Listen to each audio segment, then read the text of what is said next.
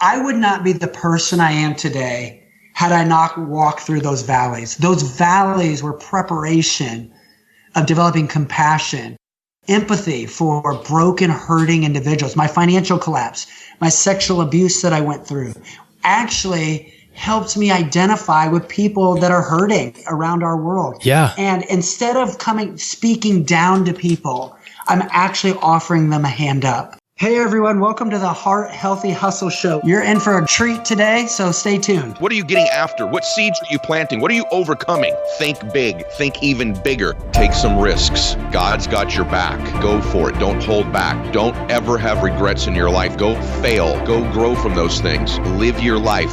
Your identity is not defined by your successes or your failures. If you're not happy where you're at, you won't be happy where you're going. Choose to do the things that will make you the person you want to be, that will make you a better person next week and next year. You're going to have to leave some things you're actually good at behind so that you can find what you're wired for, what you're born for.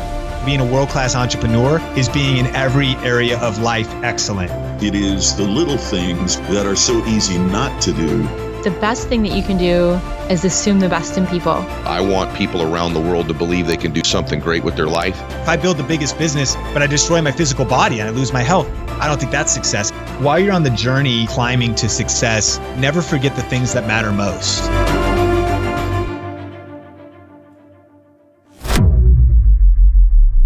If you like this episode, be sure to hit the subscribe button. Welcome back to another episode of the Heart Healthy Hustle Show. I'm your host, Jonathan Frederick. Today we are joined with Cory Nickols. So Cory, say what's up to the audience. Hey, how's it going, everyone? It's an honor and privilege to be on your show, Jonathan. Thanks for having me. We're very stoked to have you and get into your story. Cory Nickols, he serves as the Director of Strategic Partnerships for Destiny Rescue, and he travels worldwide to shed light on the issue of human trafficking. He takes breaks and rest enjoying nature with a partial affinity to the ocean and mountains and any place with warmer weather. Besides being a frequent spokesperson on TV and radio, he develops relationships with people and organizations that will champion Destiny Rescue's mission. Destiny Rescue believes in defending those who can't stand up for themselves. So Cory, again, welcome. Very excited to hear about your story and Destiny Rescue and how it's making an impact in the world. Jonathan, again, it's a wonderful privilege to be on your show and share a little bit about my life journey.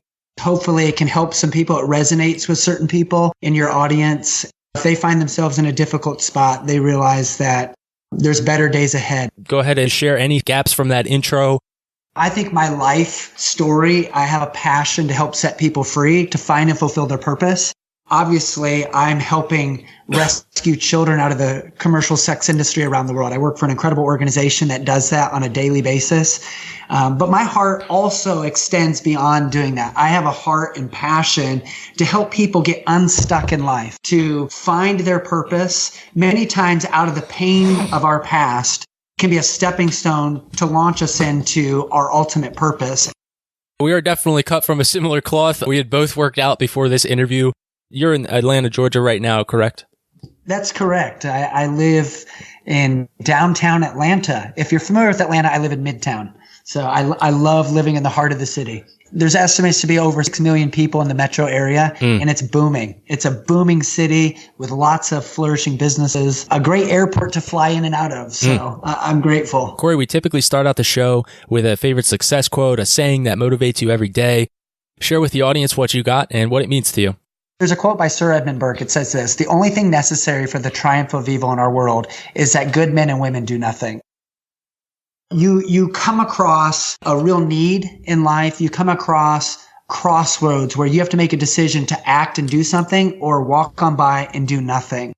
And my heart today is that you would be stirred to find and fulfill your purpose, and that wherever there's need in our world that comes across your path, you ask yourself, what part am I to play? And then you take steps to making a difference. That's so powerful. That's an inspiring quote outside of the typical responses of, motivation only. It's actually a deeper rooted thing. Well, now I'm interested to read some more of Burke's work. You know what you could do is create a daily inspirational book called Burke's Work and then just give them some royalties or something. Anyway, so funny story I'm going to share with you guys listening is how Cory and I got connected.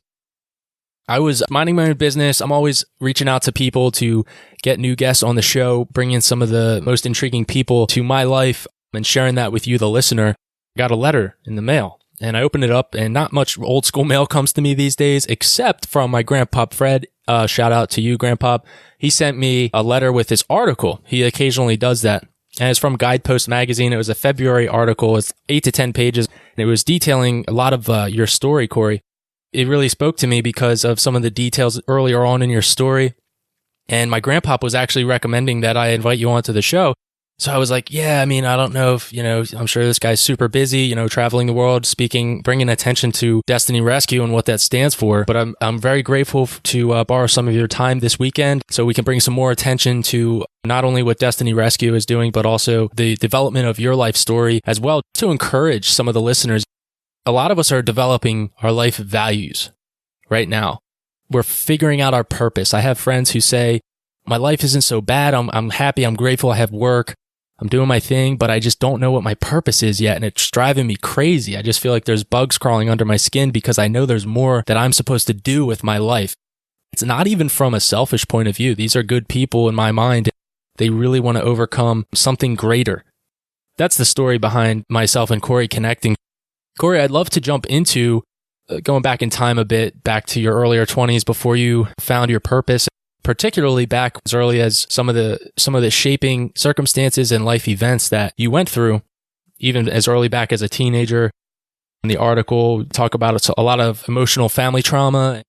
I would love to. So yeah, I actually grew up in a great family in Indiana. I'm from Indiana. I'm a Hoosier. Classic movie. Yep. Exactly. It's a great movie. Basketball. I actually played basketball too. So grew up in a great family, played sports growing up. And my family loved me. For all intents and purposes, I felt like I grew up in the perfect family. And around parents that loved me, believed in me, spurred me on to do great things, encouraged me to step out of the box. One day in 5th grade, I was 10 years old and I was in elementary school, and we were learning about slavery in America, how people were treated as less than animals. They were treated as property based off the color of their skin. That irked me. It just burdened my heart. How on earth could people treat other human beings as less than animals, as property based off the color of their skin when they're made in the image of Almighty God? They have intrinsic worth and value. And so I remember thinking to myself, a lofty thought for a 10-year-old boy, but I remember saying, why was I born in this generation? Why wasn't I born back in the 16, 17, 1800s to end slavery in America? And little did I know that was a seed I believe God planted in my heart as a 10-year-old boy. Well, fast forward, I'm 16 years old. Again, came from a great family, but one day my parents went through a tragic divorce. There were hardly any signs leading up to it. It just all of a sudden came out of left field. And I found myself in such desperation and turmoil. I remember the day my dad moved out of our home and tears streaming down my face, basically saying, Daddy, don't leave. Now, I didn't know all the dynamics of my parents' relationship. They kept much of that hidden from us boys growing up, but there was real tension behind the scenes that I was unaware of. And all I knew is my family was being ripped apart. And that very week was the week that our family was left very vulnerable. And I ended up being sexually molested that week during somebody was going to comfort us. Came over to our house to comfort us. And I actually woke up to this person sexually molesting me. And so, when we're sometimes in a vulnerable state, people can take advantage of that situation that you're in. And I went through my own healing process. It took years. And I remember being angry and bitter and frustrated, and remember asking this question, God, why would you allow this happen to me? I was your child. How can bad things happen to good people? I mean, I wrestled with all of that. And I remember this story in the Bible, how Joseph, one of Jacob's 12 sons, was sold into slavery out of hatred and evil by his brothers. And years later, eventually he interprets the dream for Pharaoh, and he gets put into second in command of all of Egypt when there was a great famine in the land. And Joseph's brothers come to visit him. This is what he said to his brothers. You did not send me here. God sent me ahead of you to deliver you and save your family. Not only that, but the lineage of Jesus Christ comes from that family. And so God was preserving life ultimately to save lives. And he was using Joseph to do that. And I remember reading that story, and it was like this impression in my heart that I felt was from God. Cory, if you will trust me, I am not the author of evil, but I will work all things together for your good if you'll trust me by faith. And I will make good on my promise one day that the tragic thing that you went through, I'll use it for great good. And so by faith, I just held on to that one day God would turn around and use my life to help other victims of sexual abuse and exploitation. Well, my story and development did not end there. I wish it did, but it didn't. I ended up moving away to Purdue University. I went to Purdue for 5 years, and I got a degree in landscape architecture. I ended up getting a job after college in Atlanta, Georgia.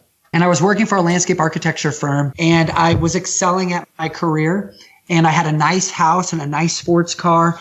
And the 2008 economy collapse happened. And our industry basically collapsed overnight. And our firm started struggling financially.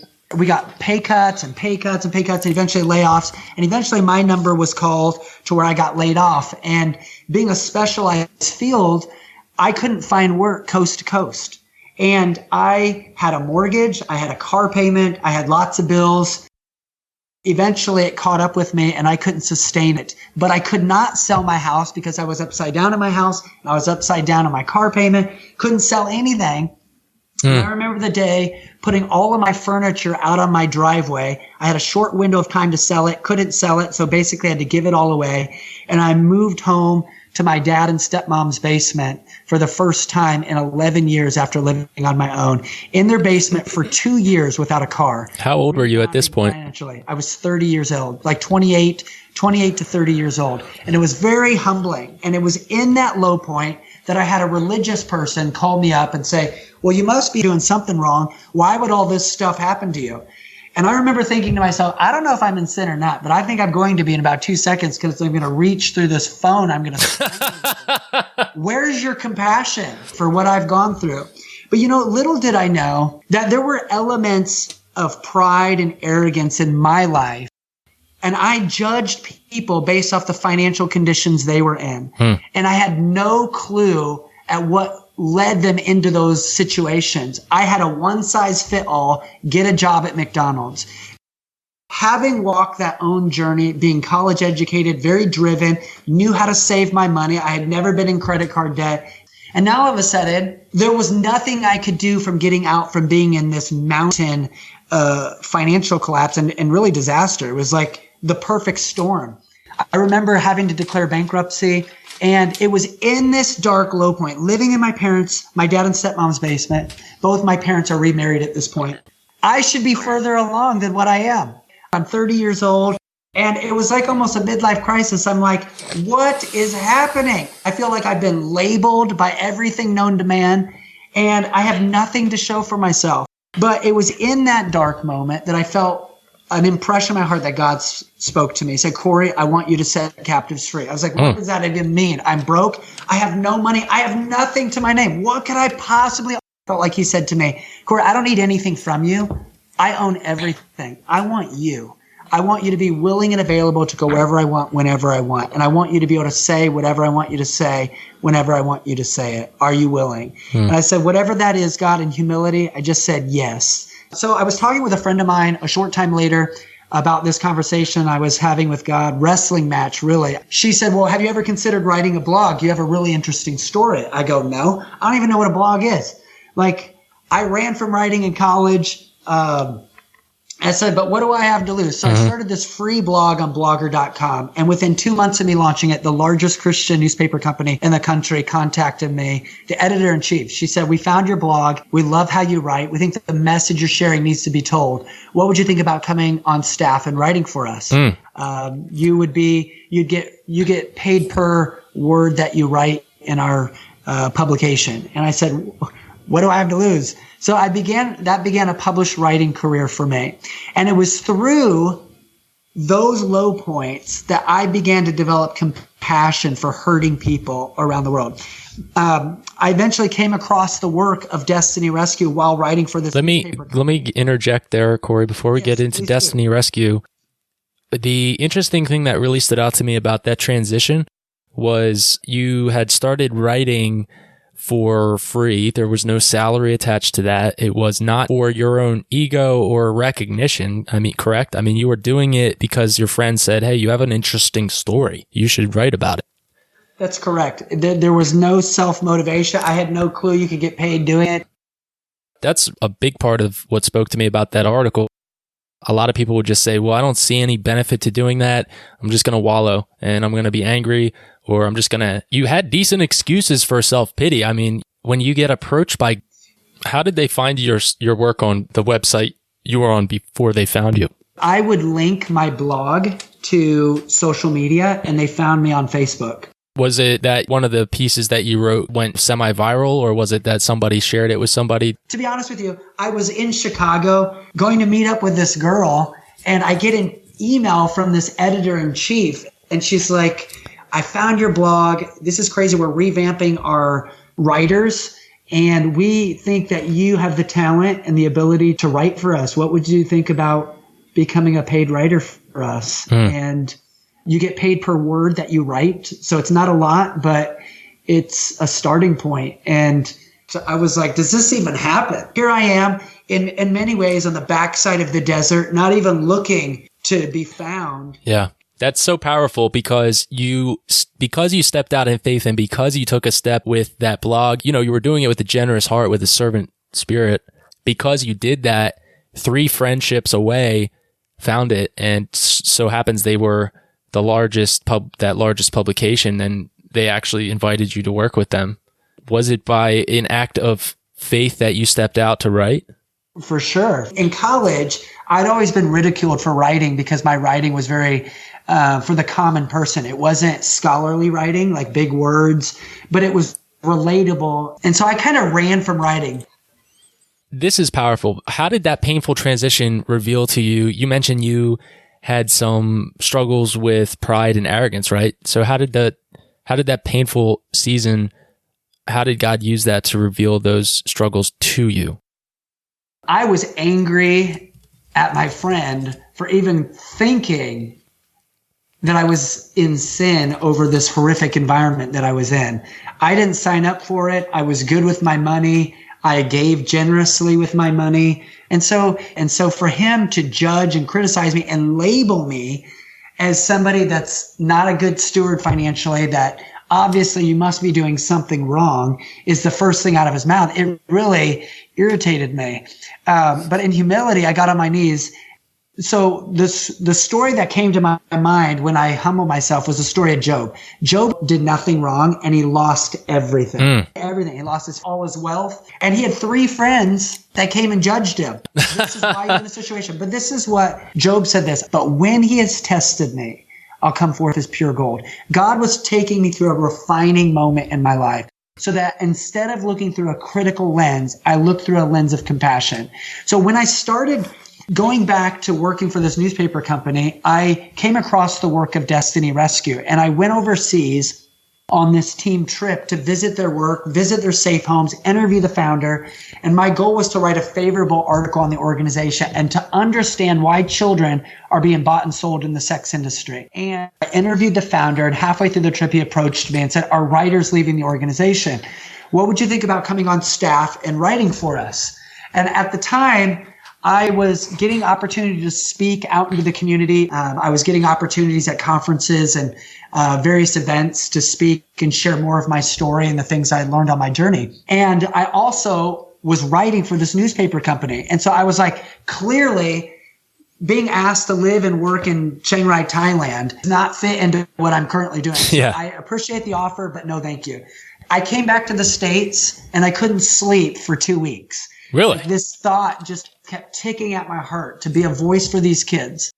I happened to be reading through the story of Esther, how she was divinely raised up to defend her people at a time when there was an evil plot by this man who was in great leadership in the kingdom of Persia at the time. And he was trying to wipe Esther's people off the face of the earth. And she was divinely picked to be queen at this time. And she was afraid to go before the king unsummoned. But her older cousin Mordecai sent a servant to her and said, deliverance for the Jews will come, but don't think that you and your family will be safe if you say nothing. Could it be that God has raised you up for such a time as this to defend our people? And it was like that scripture hit me like a ton of bricks. And I felt God, Cory, I want you to be a voice for these kids. I've been working behind the scenes in your life for years and years and years, ultimately to bring you to this point to be a voice for these kids. And the pain of your past, I promised you that I would make good on working this together for your good, and I'm about to do it. Wow. And so I eventually said yes, and I moved to Chiang Rai, Thailand, and eventually became their international media director. I traveled throughout Southeast Asia to understand the dynamics of human trafficking. I talked with caseworkers and counselors and other organizations and anti-trafficking police to understand why children are bought and sold, why they are so susceptible to the sex industry throughout Asia and around the world. Two leading causes I found were the instability and breakdown of family and poverty. Two things I walked through in my own journey. And today, I travel all over the U.S. and really around the world, shedding light on this issue of human trafficking and being a voice for those that can't stand up for themselves. God doesn't waste our pain. He will use it if you'll trust him by faith. Eventually, he will work it together for your good. I want to jump into focusing on Destiny Rescue and human trafficking. I had a recent interview we did was with Brittany Turner, and she had a passion since she was about 17. She went on multiple mission trips to third world countries. One trip in particular, she saw a little girl who was no older than, I think, 2 years old, who had been basically sexually ravaged, and the look in the child's eyes was that of hopelessness. It hit Brittany in that moment that there's nothing that can be that child herself can do, that young child. And yes, that really did something to her. So she, being a young woman, she was driven to raise up money and got sick of the fundraising in order to help develop third world countries. They built an orphanage, and that actually brought more commerce to an area and lifted a lot of that area out of poverty. So that is what she's focused on now, is developing third world countries. So I'm wondering, what does Destiny Rescue do to help lift these families out of poverty, or also to help these children being human trafficked? Absolutely. So we're an international Christian-based nonprofit organization that's dedicated to rescuing and restoring children enslaved in sexual slavery. We primarily work in the developing world, where this issue is just a massive issue. And we predominantly work in Asia, but we do work in some countries. We work in the Dominican Republic, but we predominantly work throughout Asia. According to the International Labor Organization, 73% of all trafficking victims in the world take place in Asia. And so it's really the epicenter of this crisis and this issue. Why? The issue of human trafficking is a global issue. It affects every country in our world in all 50 states. But Asia specifically, there's several things. Much of Asia is the developing world. So you have limited resources, manpower, and tools to combat injustice. And many times the governments don't have strict enough laws to hold people accountable long term. Because of extreme poverty, you have a lack of education many times. And so families don't have the ability to send their kids to school long term. So when they're out looking for work and need to help their family, they can't get good jobs. So guess who's going to invite them into work for them? These brothels. And many times, some of the risk factors that we face are the instability or breakdown of family and poverty. The instability of family could mean a father passes away, and now the sole breadwinner is the stay-at-home mom who had little to no education. Now all of a sudden she's forced to go out and look for work. Well, she can't make enough money, so she sends her 15-year-old daughter out looking for work, where she's easily tricked and she's forced into the sex industry. There's another issue, shame, honor-based cultures. So while it's frowned upon for children and anyone to lose their virginity. If a child loses her virginity, it doesn't matter if she's raped, sexually abused, or mistreated, she can be shunned from her family, her village. She can't marry and she can't get a job. If it ever comes into the light, what happens to her? So again, they're labeled with this stigma and they feel helpless and hopeless. But guess who's willing to offer them work? A brothel. So there's just a lot of challenging situations like that. But basically, it all comes back to poverty and really the instability of family. So Destiny Rescue, we have undercover agents that go in undercover, posing as customers, identifying children trapped in the commercial sex industry. We work closely with top law enforcement agencies like the US FBI and the equivalent of the US FBI in the countries we work in. We become informants for the police to gather the needed intel to do coordinated raids, to bring prosecution against brothel owners, shut them down, send these brothel owners to prison for life. Many of them are getting life sentences. And then we rescue all involved. Our focus is children. We rescue children from 17 years old down to 18 months old. We've rescued. On average, we're rescuing over 3 victims a day. This year, we've rescued over 350 victims so far. Over 350 victims so far this year. Wow. Last year, we rescued 1,074 victims. And since 2011, we've rescued almost 4,000 victims. Mostly children, again, ranging from 17 years old down to 18 months old. You asked the question, what do you do to empower these families? It's not enough just to rescue.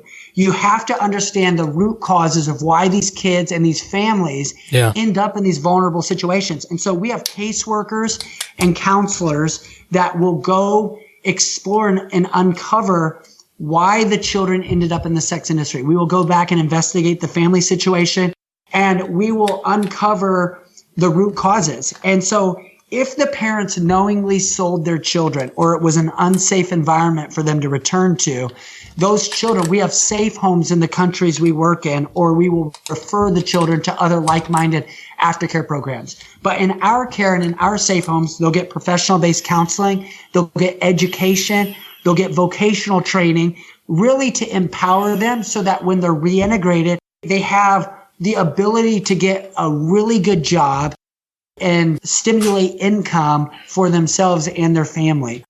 We also have what's called community care programs. So in some cases, the parents did not knowingly sell their children. They were tricked or lied to. So we want to reintegrate those children back with their families and provide a solution keeping the family unit intact. We will investigate if it's poverty. If it's a poverty issue, we will help discover what the giftings and talents are of that parent. We might provide a microloan to jumpstart a business, provide job placement, and help a parent get employment. At the same time, bring healing and wholeness to the child. So again, vocational training, education, counseling, life course classes, everything needed to put that child's life back together again, and really empowering the entire family unit so that they can go on and live a productive life. I think the best way to describe it, Jonathan, would be to tell a story. So one girl we recently rescued, one of our rescue agents rescued her, and we found out, we sent a caseworker and our staff back to her village to discover how the child ended up in the sex industry. And we found out that the child came from an incredible family. She was loved and nurtured by her family. In fact, her mother was mortified knowing that her daughter had been sold into a brothel. She had no clue what had happened to her. She had just sent her out looking for work. So the caseworker began to investigate what was the family situation. The mother and husband were a great loving parents, but the father grew sick, went into the hospital, and accrued a $2,200 medical bill and then passed away. Now, all of a sudden, the mother, who was a stay-at-home mom, had little to no education. She all of a sudden found herself to be the sole breadwinner in the family. She went out looking for work and found a job picking mangoes. She made $38 a month picking mangoes, just over $1 a day. That's not enough to pay off the debt, and it wasn't enough to cause her family to survive. So as the pressure of that situation began to mount, she made the difficult decision to send her 15-year-old daughter out looking for work in the big city. So the daughter went to look for work. Well, a brothel owner easily tricked and coerced her, and she found herself in the sex industry. We rescued that beautiful girl. We found out the mother's situation. We investigated further the mother's story and found out she actually was a gifted cook and she had passion and vision. She just did not have the resources to purchase a food cart. So Destiny Rescue provided her a microloan. She went from making $38 a month to $220 a month, almost 6 times what she used to make. Now all of a sudden, she was in a healthy place financially to support her family, pay off the debt, help her family survive. Her daughter entered our aftercare program, went through counseling, vocational training of sewing, and then was reintegrated and reunited with her mother. She began to heal and be restored. And today, that beautiful girl is now the children's director at a large church in Cambodia. Wow. Helping other kids. She'd been healed to a point. Now she wants to help other children experience the love and the nurturing she received in our care. And now that she has hope, her entire family situation is completely changed. That is just one story of thousands and thousands of families we're helping all the time. Man, I just got a huge smile. I'm going to guess the same for the listeners. I really want to delve into this. I don't know a lot about human trafficking. I'm definitely ignorant to a whole bunch of it. One of the things that I have found is that there's, and you mentioned this, we were talking about it, your personal passion in life with helping to break people free from bondage and really pursue their purpose and destiny. When you rescue someone from a situation of not only physical slavery, but also the spiritual bondage and chains that come with the mental chains that come with that, what are ways, because I've heard of, the stories of you rescue a young person, whether it's a male or female, and they get taken away and taken out of the brothels and are integrated into a healing, recovery system, essentially rehab, but they end up, maybe they graduate from rehab or leave or sneak away and actually go back into the brothels and the human trafficking. Even young people who you would think would do anything, even end their own lives to get away from it, just due to the spiritual bondage that can unfortunately be present in that situation. So would you talk a bit about that? When you're dealing with young people in general, when you're a teenager, you don't always make the best of decisions. Your life experiences have not been fully developed. So you might think something's really safe, but your parents or someone older is cringing at the thought of you doing that because they know the dangers lurking around the corner. So, young people in general, but if you compound that issue with the pressure of a child being responsible to help raise funds so that their family can survive. Yeah. Or in many of these countries, these children have no desire to be in those environments. But if their parents are telling them to stay there, they sold them into the brothel so that they can earn income to help their families survive. They feel the weight of responsibility. And in many of these Asian countries, it's shame honor. If they don't do what their parents tell them to do, they can bring shame to their family. It's the Western mindset has a difficult time understanding that concept. But if you talk to many Asian families, they get that weight of responsibility because it's impermeated their culture and the way that they grew up. And so you have all of those pressures. But then you have on top of that a stigma associated with you that once you've lost your virginity, you're trash. You're tossed aside. In one country, I want to be careful of mentioning it because there can be, again, bringing shame against their government or their culture. But one saying they have is men are like gold, women are like cloth. And meaning this, men cannot be tarnished. Gold is valuable and priceless regardless of what happens to it, but cloth can be soiled and made dirty and stained, and it's no longer valuable. And so that philosophy or way of thinking permeates these girls when they have been used and abused, and now they think they can never marry. They think that they are worthless and that their sole lot in life is now ruined. And so they just live this hellish existence on earth. What Destiny Rescue does is we combat those lies with the truth, saying you have been made in the image of Almighty God. And it doesn't matter if people say you've been soiled and thrown away, or what culture says, God loves you and he has a good plan for your life. He can work all this junk together for your good and make something beautiful out of it. All of a sudden, they feel worthy, they feel valuable, they feel loved and accepted right where they're at in their mess and in their brokenness. And if you can help people understand that they have intrinsic worth and value, their likelihood to go on and succeed significantly increases. You deal with that in the foster care system.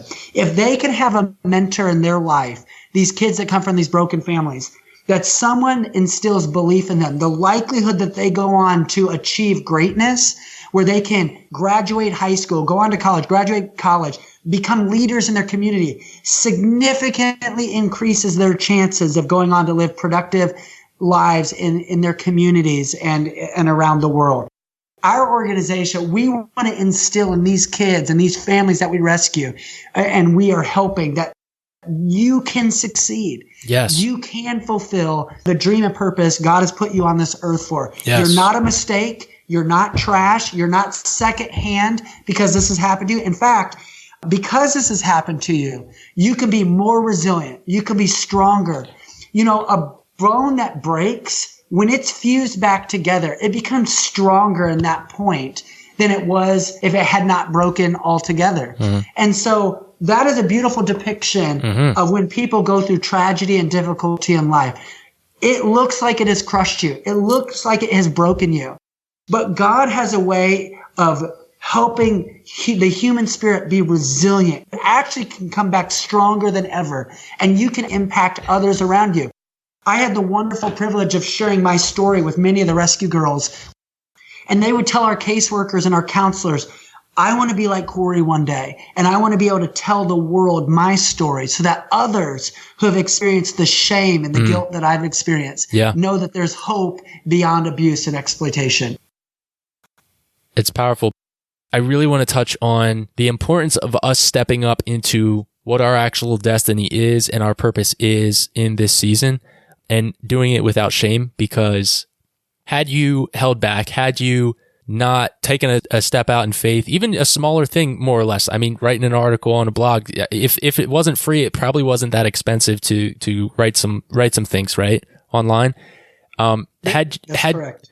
Had you not actually taken this step in faith to do that, you wouldn't have had that chance to instill truth into those hurting humans that you spoke to inspire them, to show them a different path that they can take to then go back and help rescue even more people and deliver them. I want to share that because in today's world, it's very narcissistic. It's very self-centered. Taking leaps of faith and doing what you believe or know is your destiny, especially when it's coming from God. I believe that this is the thing. If you have pure intentions, it becomes shameless because you can do it with no shame, and therefore you're not worried about people who may say something about you, or people who are inevitably going to judge you, or what you're building or what you're doing to serve God and to serve other people. Many people might say, oh, when Cory started writing, well, why is he writing? Who does this guy think he is? And it's really just coming from a place of the offended self, envy, the place of, oh, well, I don't have the balls to do that myself, so I'm just going to point a finger and sneer at this guy. So many people live in that space, and it's so toxic because it is just a loop and a sick cycle of self-pity and still pride, because you are looking at yourself versus stepping out in faith versus doing what you know is the right move, even though you'll be judged for it, and therefore able to then speak to other people who needed you in that moment at that time to then create more ripple effects for the greater good. I really want to drive that point home because it is so important for people to realize what you just said, Cory.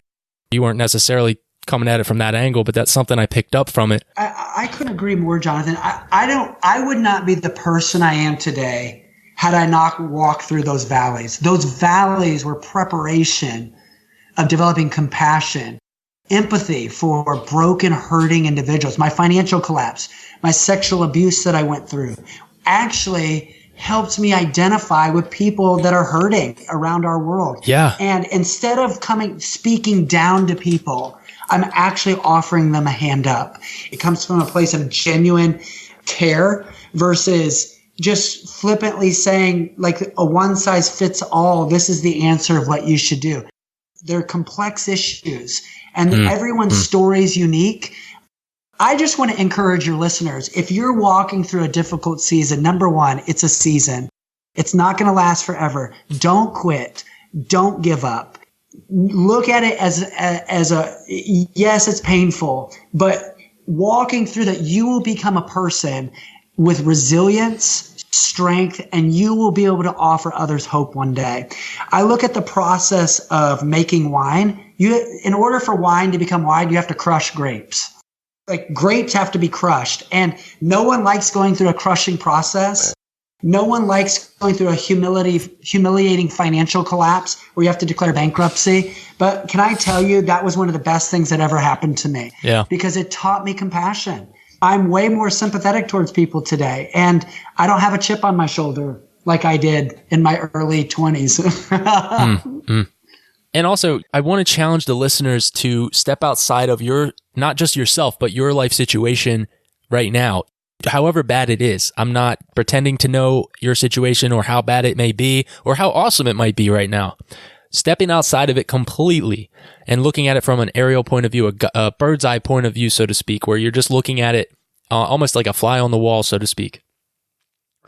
And start to look at and assess it from a different person's perspective and analyze honestly. Are you actually serving others? Are you actually being generous with your time if you don't have the money right now? If you have the money, are you giving right now? Are you being generous? And I'm not saying this from a place of, oh, I'm doing all these things. I'm saying it as we, because for me, I'm challenging myself, if not more, just as much as I am for you, the listener, because it's so important in today's society. All the social media can turn into this narcissistic, self-centered existence where we're just worried about ourselves. And the truth is, it's not about me. It's not about you. It's about others. And until we actually recognize that, I know so many even people who would be labeled as really good people, it can be an easy trap to fall into. So if you're struggling right now, whether you believe you've found your purpose or you're struggling to find your purpose, assess your situation honestly.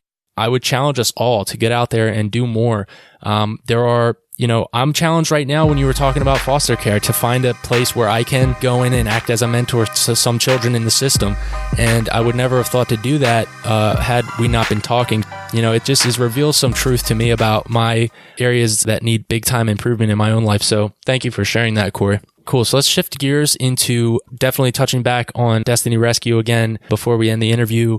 Right now, I want to jump back into your story as a young adult, young professional. Let's go ahead and jump into the Heart Healthy Hustle round. I'm going to ask you a series of rapid fire questions. They pertain to the title of the show. Are you ready for the Heart Healthy Hustle round? Yes, I am. Let's go. So what activity do you use to care for and strengthen your internal character? I go to the Bible. I think it adds a lot of value to my life. And then I'm around other mentors, people that are further along than me that will challenge the way I think to see if I'm thinking correctly. So mentorship is huge, and you can do that through books. You could do that through actually getting together one-on-one with people that are just further along than you that will challenge your thinking. None of us arrive. And then also, ultimately, I think the greatest place you could ever find the greatest amount of wisdom is in the Bible. I listen to a lot of leadership podcasts. The Craig Rochelle podcast is a great one. And there's others, but find books that are going to help challenge your thinking to look beyond yourself and actually do something. I think a lot of times we think if I can just get, that's going to make me happy. But the more you get, it seems like you're unhappy. It's like an endless cycle. But if you can get beyond yourself and actually make a difference in others in life, you're going to be really happy. So finding books and information and mentors that will challenge you to look beyond yourself to make a difference in our world. Listening allows you to multitask. Let's say you're driving to work, you're running errands, cleaning up on a Saturday, whatever you're doing. And that's why I've reached out to audible.com. I became an Audible affiliate so you can get a free audiobook.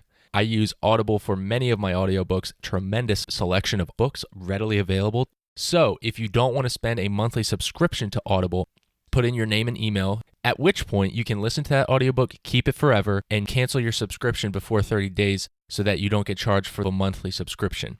This way you get a free book. Go to triplehaudiobook.com. That's hhhaudiobook.com. For health, how do you maintain your physical health and avoid burnout? That's a great question. So I travel a lot speaking, and it's high demand on my body. And so I love to try to eat healthy as I can. I'm not like a super health nut, but I do try to cut out a lot of junk food and processed stuff. And then I run 3 days a week, and then I work out at the gym as well. So the beautiful thing is I have a gym in my building that I live in, so that makes it really convenient to be able to do. But I have found when I do that, I'm less stressed, and my stress levels managed a lot better.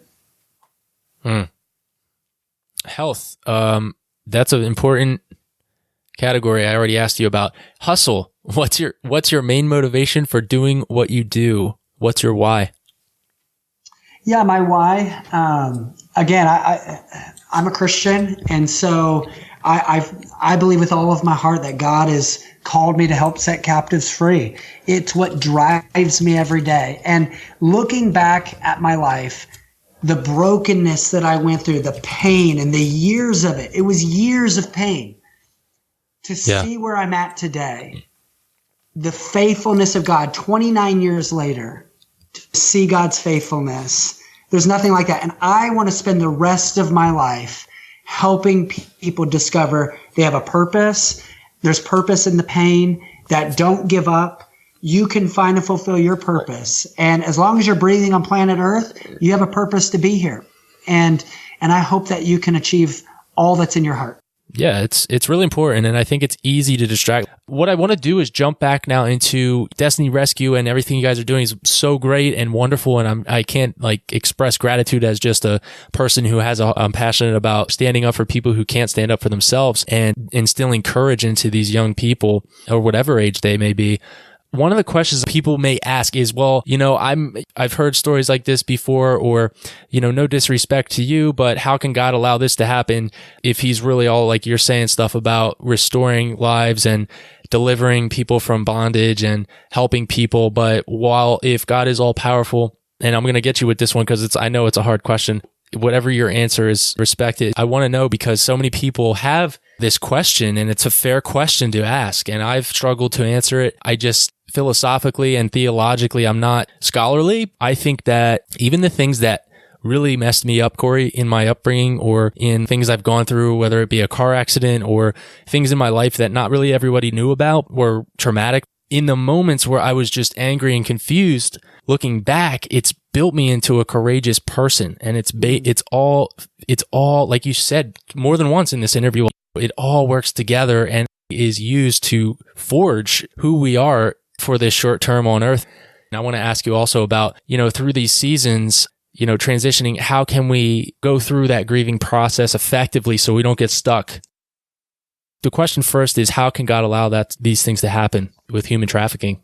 That's a great question. I think this is, just like you said, Jonathan, is something that theologians and spiritual leaders have talked about for generations and generations to come. But what I've come to realize is that God is a relational God. He did not create robots.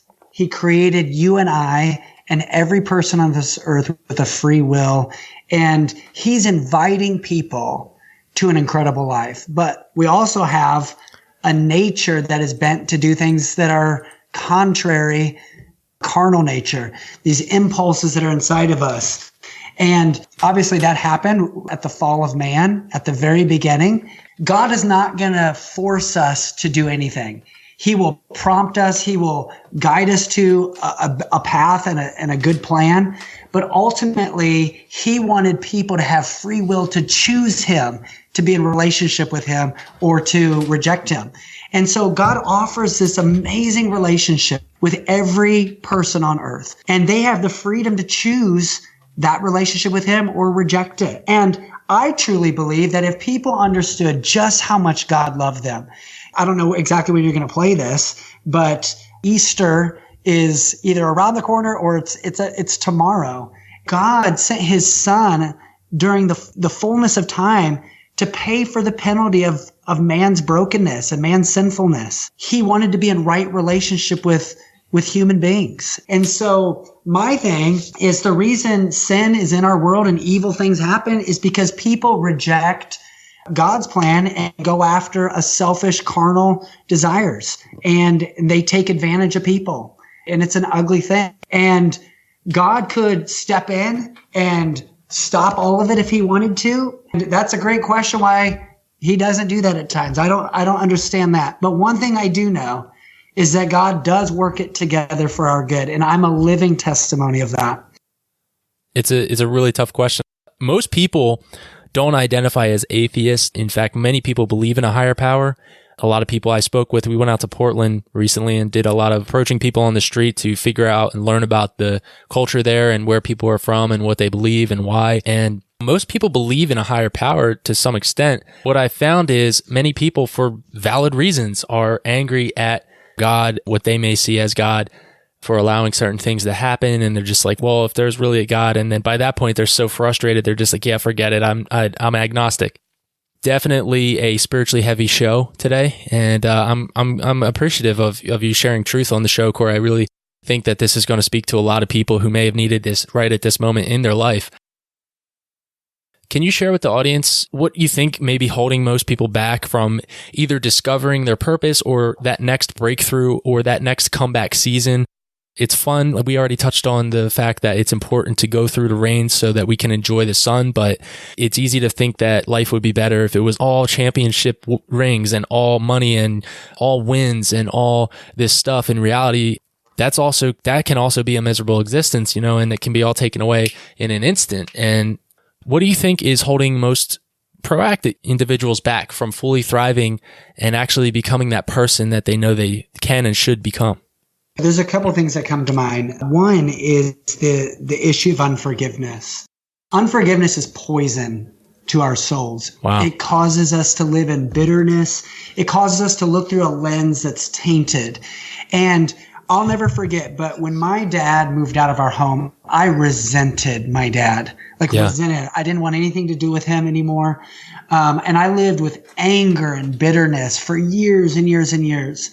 And one day, I was actually in college at this point, so it was several years later, and I was going home to my younger brother's choir performance, and what happened for me is deep on the inside, I just felt God stirring my heart. Cory, I want you to forgive your dad. I've forgiven him, and I want you to.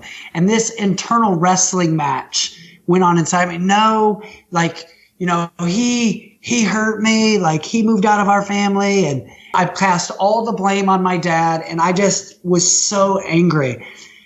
But all of a sudden, these thoughts came to mind. If God has forgiven him, how can I hold this against him any longer? And at that moment, I chose to forgive. And it was like this huge weight was lifted off of me. This ball and chain that I'd been carrying around for years was lifted off of me. And it was all at once? All at once. And I literally saw the world in a different light. And my dad and stepmom were like, who are you and what'd you do with Cory? Literally, my relationship with them changed 180 degrees overnight. I showed them love and respect and kindness. And they at first were suspicious. And, but over time, they saw that it was a real genuine place. And it was I didn't realize how destructive holding on to unforgiveness was. I've heard it said that holding unforgiveness in your heart is like drinking poison, but expecting the other person to die. It's more for your benefit than it is even the other person. Many times they're moving on with their life. They're enjoying whatever, but you're just holding this resentment against them. I just want to encourage people. I'm not saying, no one is saying that what they did to you was right and that there shouldn't be consequences to people's actions. We're not saying that, especially if they break the law. Right. No one's saying that. If someone is abusing a child, there's consequences to that. But you carrying around that unforgiveness and bitterness the rest of your life is is destructive to you as a person and will keep you from moving forward in a healthy way that ultimately will help you step into your purpose. So when you remove anything like that, and the more you release stuff, it doesn't matter if it's a friend that offends you, a business partner that cheated you, a family member that hurt you. When you can let go of that stuff and that stuff tries to latch onto you again, it's like you can feel it in your body. It's poison. Mm-hmm. Like we were not meant to hold on to that stuff. There's even studies that show people that hold on forgiveness have a lot more health issues than those that don't carry that weight around on them. And so it creates more stress in your life. And so there's a lot of healthy benefits to forgiving and letting go. That's one thing. 2 is bitterness. Being bitter towards other people because of the things they've said to you will also cause you to keep from stepping into your purpose and destiny.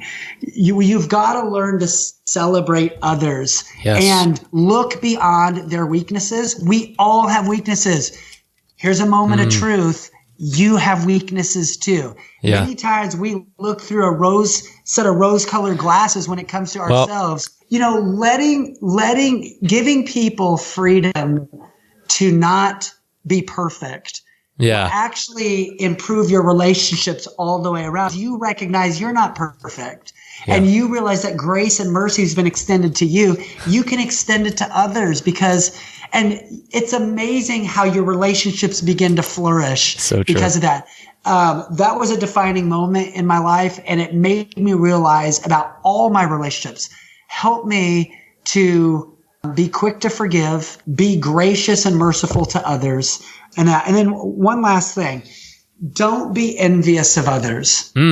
Envy will keep you from your purpose as well. Yes, it will. People cannot keep you from stepping into your purpose and destiny. God will ultimately help you get to where you're supposed to be. So celebrate others. Help them get to where they're supposed to be. When you help others get to where you're supposed to be, where they're supposed to be, that's sowing seed into your life. You reap what you sow. So you'll reap a harvest that others will want to help you step into your purpose and destiny as well. Boom. And, instead of being threatened by others around you, look for ways to celebrate people. It's amazing. No one is saying that those feelings don't come to you, but learn to get past that. Learn to celebrate people and say, you know what? If the thought came into your mind, say, wow, they're really talented. Speak up about it. Let people know that they're talented. Hey, you're doing a great job. It's amazing. Our words have power. And when you can use your words to impact others, to help them go further, longer, and encourage them to reach their potential, what an extraordinary life you'll live. I'll just let that resonate for another 10 minutes and man. I heard a quote this past year that really helped me, which is forgiveness is about freedom. It's not about justice. Mm-hmm. That's not to say that the person you're forgiving deserves forgiveness. It's not to say you should let things just go if there was a law broken, etc. But it is about your freedom versus the justice that would come against the other person. And the law of reaping what you sow is a law. I believe it applies to all people on earth, or I believe in God or not. I think it's everyone. And so people who sow evil will reap evil, and they will be destroyed in their life. Like, they will reap what they sow. So recognize that it might not be you that gets to slam the hammer down on them, but you best believe they are going to have justice. That brings me to my question. You were speaking on forgiveness and how it changed everything in your life. Cory, were you able to forgive the person who abused you when you were a child? I did. I was able to confront this person and forgive them and be able to move on from that. So, how? I think for me, I understand the depth of what God's forgiven me. And because of that, how can I hold this against somebody? Not to say that there's not consequences to our choices. In no way am I saying that. But what I am saying is, they probably had a past that was broken that led to their brokenness. Hurting people hurt people. If you could draw a line in the sand and say, you know what? I'm going to be the difference maker in this. I'm going to bring healing. I'm going to bring hope. I'm going to choose to forgive. Mercy triumphs over judgment. And it is amazing when you extend somebody mercy that doesn't deserve it. That breaks down walls and barriers in people's hearts and allows God to do a work that no human being can do. I heard Martin Luther King say this: don't get even evil for evil, overcome evil with love. Because love transforms people. Love can change nations. It can change the most wicked of hearts. Thank you for sharing that, Cory. That's very powerful. You mentioned about envy as well. When you said that, I was so glad, because that is the evil force that is holding a lot of people back, I believe, whether it is you being envious or people envying you. So what I would recommend is, and I'm getting what I'm about to share from another conversation I heard between two people who I really respect, and they were referencing a study that was done of social media and the post styles, the genres of posts that, not instilled, but caused others to feel envy the most. And those posts were posts of your success, your talents, and your success, your talent, and material possessions. Those three things cause the most envy from others.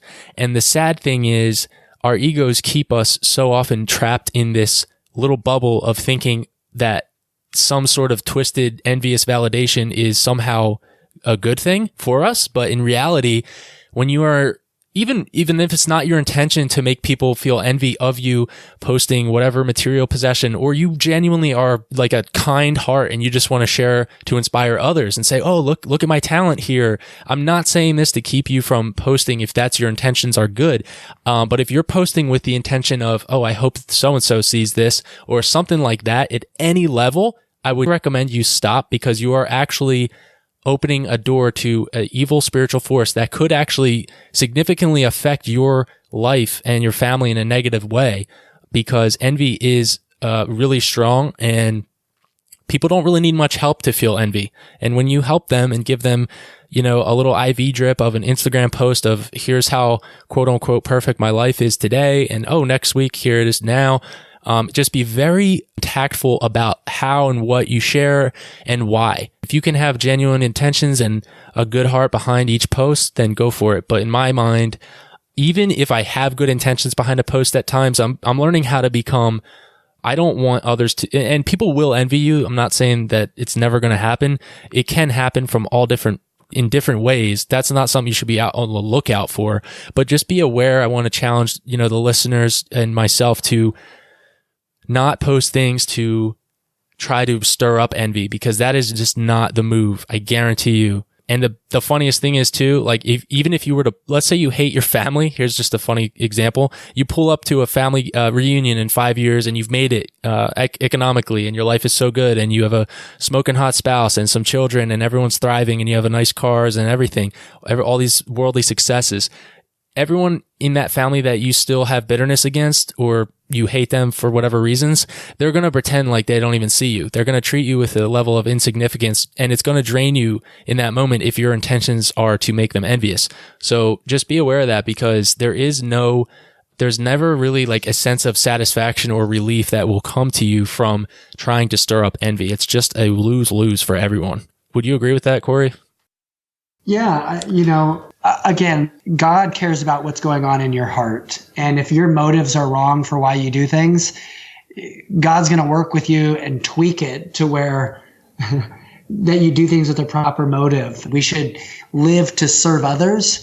And so when posting stuff, think through in terms of that. Is this to help spur others on? Is this to help others, encourage them? Or is it more about me and how great I am? And so, I think that's convicting for all of us. And none of us do it perfectly.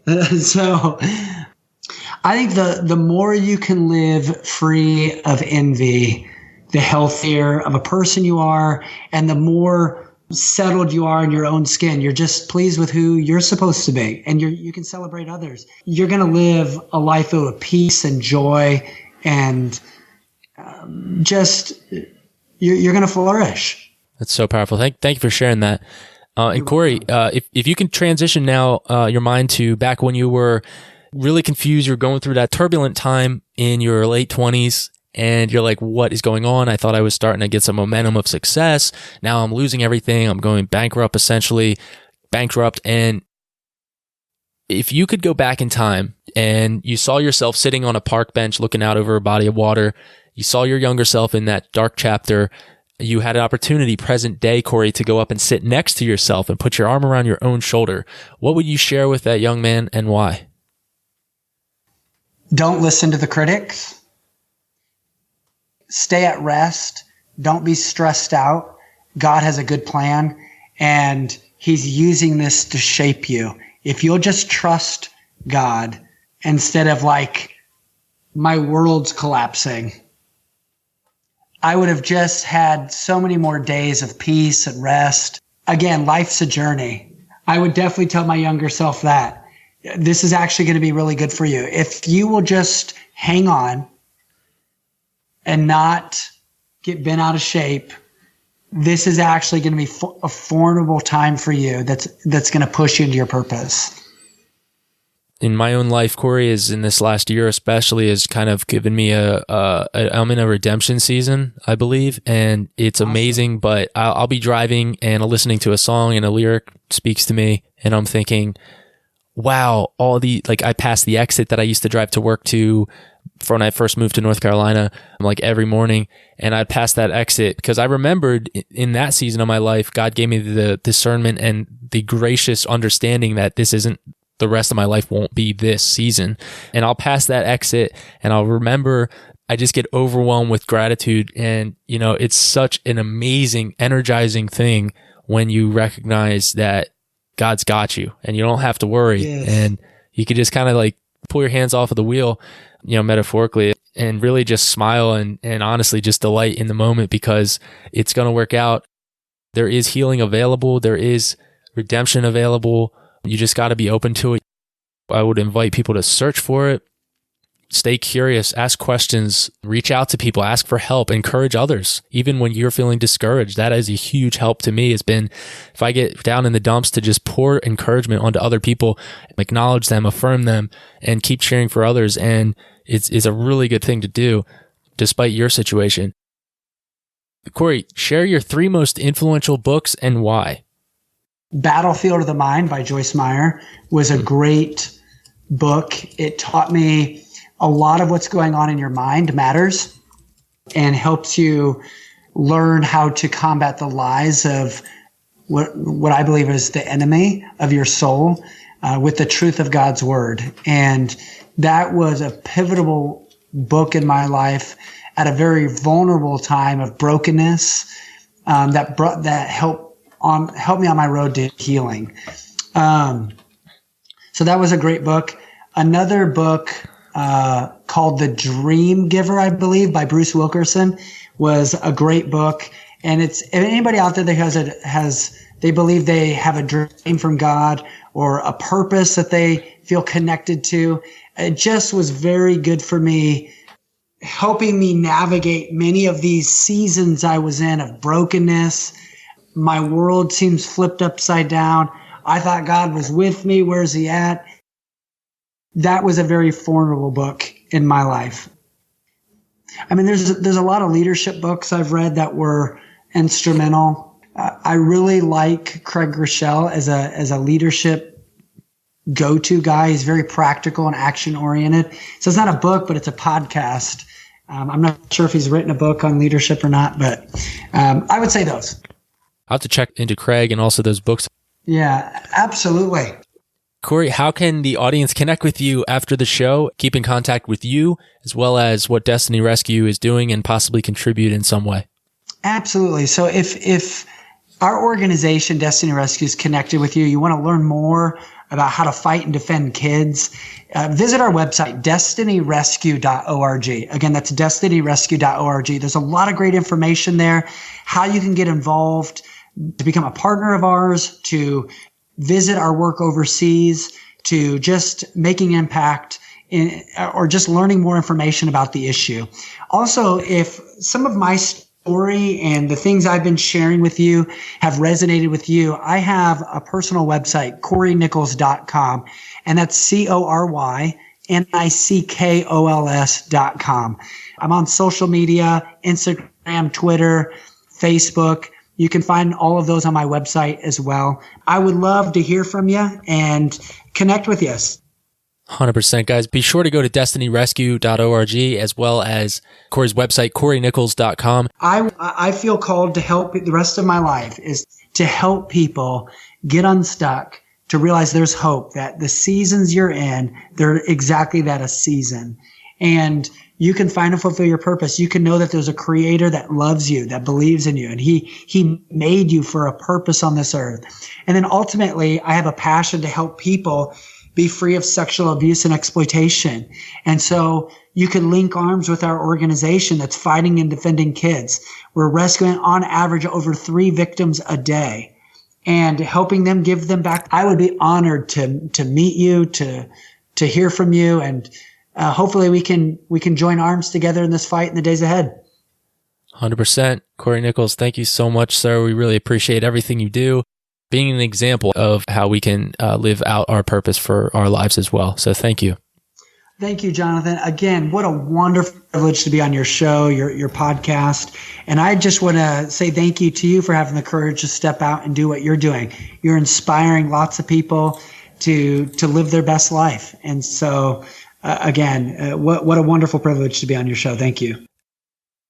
I usually would cut the interview here, but I want to ask you, with everything you're transitioning into, adding on to your current workflow, bringing that website more of a priority again, would you talk about the importance of the power of relationship and serving others generously?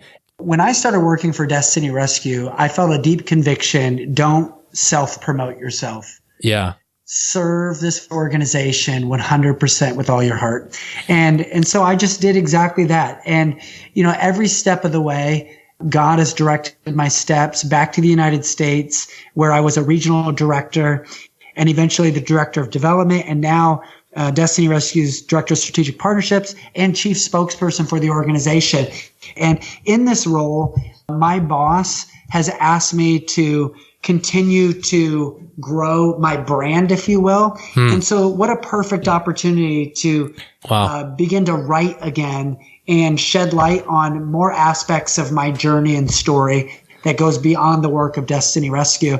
When you have the right motive and the right heart, God will see that he opens the right door for you at just the right time. So true. So, yes. I've just learned to trust him and his perfect timing. And there's been an ease about it. The whole way that in Guidepost magazine was just effortless, and so many other neat doors opening for me on television and radio. And so I would just say that just continue to serve, continue to put others first, and God will get you ultimately where he wants you to be. Congratulations on making it to the end of this episode. What about this episode stood out to you? Next, I need your help sharing this show. I want this podcast to impact and reach 6,000 people per episode by August 31st, 2019. And I want us to reach 15,000 people per month by March 29th, 2020. Have you been enjoying multiple episodes of The Heart Healthy Hustle? I'm thrilled to share with you an exclusive invitation to join our new Facebook community. To get to know other Heart Healthy Hustlers, simply go to thehearthealthyhustle.com/Facebook, where you can expect to see different members of our community being featured weekly in Facebook Live calls. I appreciate all of your love and support, and I will see you in the next episode. As always, be generous on every occasion. There is a story for you, and live wide open.